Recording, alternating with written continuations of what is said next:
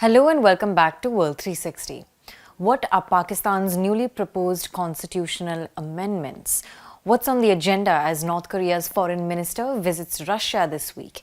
And who is Martin Hewitt, a former UK police chief who has now been named the head of the UK's Border Security Command? We answer this and more in today's episode. First up, Pakistan. Pakistan's ruling government, led by Prime Minister Shehbaz Sharif, has proposed a controversial package of amendments to the country's constitution.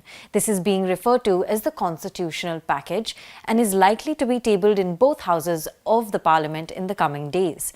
It will require a two-thirds majority in both houses to be passed. Such amendments, if passed, could give Pakistan's government more power over the judiciary. The opposition, mainly led by jailed former Prime Minister Imran Khan's party, has sharply criticized the proposed reforms, saying they are unconstitutional and designed at keeping Imran Khan behind bars. Let's not forget that in July this year, Pakistan's Supreme Court awarded more seats to Imran Khan's party after parliamentary elections were held in February. The verdict was viewed as a major political win for Imran Khan. During the elections, many of his party candidates ended up running as independents after Pakistan's Election Commission blocked the PTI from participating as a party. Last week, Pakistan's Supreme Court delivered yet another major setback to Shehbaz Sharif's coalition government. It ordered Pakistan's Election Commission to implement its verdict on seats for Imran Khan's party, about 20 seats, a review petition filed by Shehbaz Sharif's government against the July verdict. Now, the Sharif government has proposed the constitutional package, rumoured to contain over 50 proposals, and it has largely remained under wraps for many weeks. It has not yet been tabled in Parliament due to repeated delays. The ruling coalition has tried to keep the contents of this package a secret, though some reports indicate that it plans to give an extension to the top judge in Pakistan's Supreme Court, the CJI, who is currently Qazi Faiz Isa. He has been serving as the Chief Justice of Pakistan for over a year now. According to a report by Dawn, one amendment in this constitutional package will have to do with establishing a fixed 3-year tenure for the Chief Justice of Pakistan.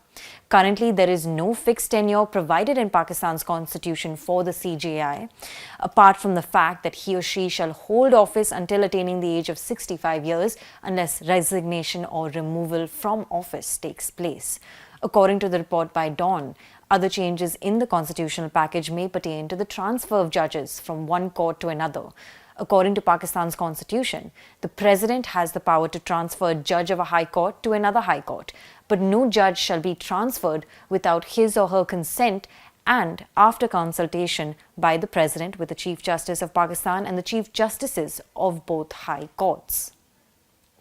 Currently, the constitution says that such consent or consultation may not be necessary if the transfer is for a period not exceeding 2 years at a time. For our second topic, we're looking at North Korea and Russia and an important diplomatic visit this week. Keep in mind that these are two heavily sanctioned countries by the West that have deepened strategic and defense cooperation in recent years. This week, North Korea's Foreign Minister, Choi Son-hui, will fly to Russia to attend the 4th Eurasian Women's Forum and the BRICS Women's Forum in St. Petersburg. It's her second visit to Russia this year, with the first taking place in January, during which she held talks with Russian President Vladimir Putin. It marks a series of high-level exchanges between the two increasingly isolated regimes.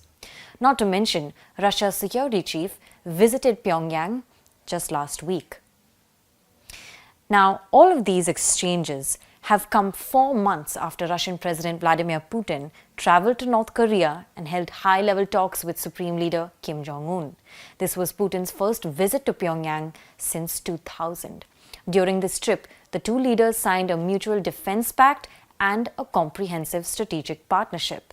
Let's not forget that North Korea was founded in 1948 with the Soviet Union's backing.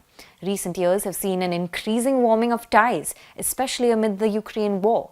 The US and other Western allies have accused North Korea of supplying weapons to Russia, defying sanctions, though Moscow and Pyongyang have denied this.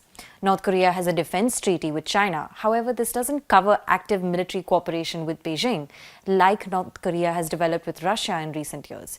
In fact, a treaty signed between North Korea and the Soviet Union back in 1961 includes pledges of mutual support in the event of an attack. For our last topic, we're looking at the man named as the head of the UK's Border Security Command by the new Keir Starmer-led government. Martin Hewitt, a former police chief in charge of the COVID-19 lockdowns in the UK, was tapped for the new role at a time when immigration has emerged as a key political issue in the UK. When Keir Starmer and the Labour Party swept the UK elections this summer, one of their biggest promises was to set up a new border security command to fight illegal immigration. Since 2018, more than 1.3 lakh people have come to the UK by crossing the dangerous waters of the English Channel. In the first half of 2024, over 12,000 small boat arrivals were detected in the UK, up 16% from the same period a year before. An analysis by Migration Observatory shows how small boat arrivals have been increasing each year in the UK from 2018 to 2024. Therefore, Martin Hewitt, the new Border Security Commander, will be the face of the implementation of this new policy against illegal migration and crime. He will be tasked with providing strategic direction to work across agencies, drawing together the work of the National Crime Agency or the NCA, intelligence agencies, police, immigration enforcement, and the border force, all to crack down on smuggling gangs facilitating small boat crossings. This new Border Security Command, initiated by the Keir Starmer government, is very different from the previous Rishi Sunak-led government's approach to tackle illegal immigration. The previous government had floated a controversial policy to send asylum seekers in the UK to Rwanda, despite scrutiny from opposition parties and human rights groups. Keir Starmer, however, has scrapped that plan, instead arguing that there needs to be a concerted effort to dismantle smuggling networks. Martin Hewitt will be the face of implementing this new policy. Having previously served as the chair of the National Police Chiefs Council, Hewitt played a key role overseeing the UK's enforcement of lockdown laws during the COVID pandemic. If you recall, the Boris Johnson-led government fell after the Partygate scandal, in which it was found that top politicians were flouting social distancing and lockdown rules. Last March, Hewitt, while serving as the head of the National Police Chiefs Council, made some sharply worded comments about the Metropolitan Police, saying it has no God-given right to exist in its current size and form if it cannot regain the trust and confidence of the British people. During a wide-ranging interview to The Guardian, Hewitt said that the criminal justice system in the UK was no longer effective. His comments came ahead of an oversight report at the time that criticized the Met for multiple failings, including misogyny, racism, and homophobia. Thanks for watching. This is Pia Krishnankutty for ThePrint.